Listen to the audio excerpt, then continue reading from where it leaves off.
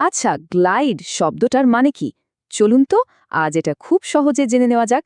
শব্দটা সহজে বুঝতে তাও একটা ছোট্ট গল্প শুনি। ভাবুন তো একটা পাখির কথা। দেখুন, পাখিটা কেমন আকাশে উড়ছে, বাতাসে ভেসে বেড়াচ্ছে। কিন্তু খেয়াল করে দেখুন, পাখিটা কিন্তু ডানা ঝাপটাচ্ছে না, একদম অনায়াসে ভেসে যাচ্ছে।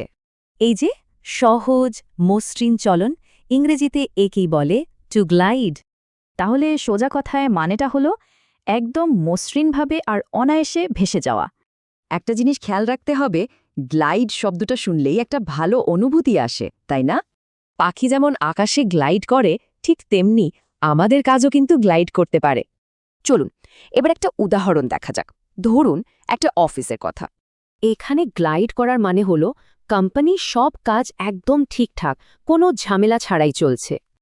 এবার আরেকটা উদাহরণ দেখি। এখানে একজন ব্যক্তি একটা কঠিন আলোচনা সামলাচ্ছেন। মানে তিনি এতটাই দক্ষ যে কঠিন আলোচনাটাও তার কাছে কোনো ব্যাপারই মনে হয়নি। শেষ একটা উদাহরণ দেখা যাক, এবার একটা পার্টি নিয়ে।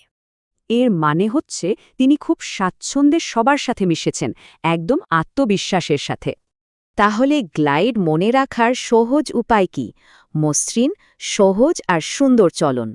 এবার একটু ভাবা যাক আমাদের জীবনে এমন কি কি জিনিস একদম মসৃণভাবে গ্লাইড করে।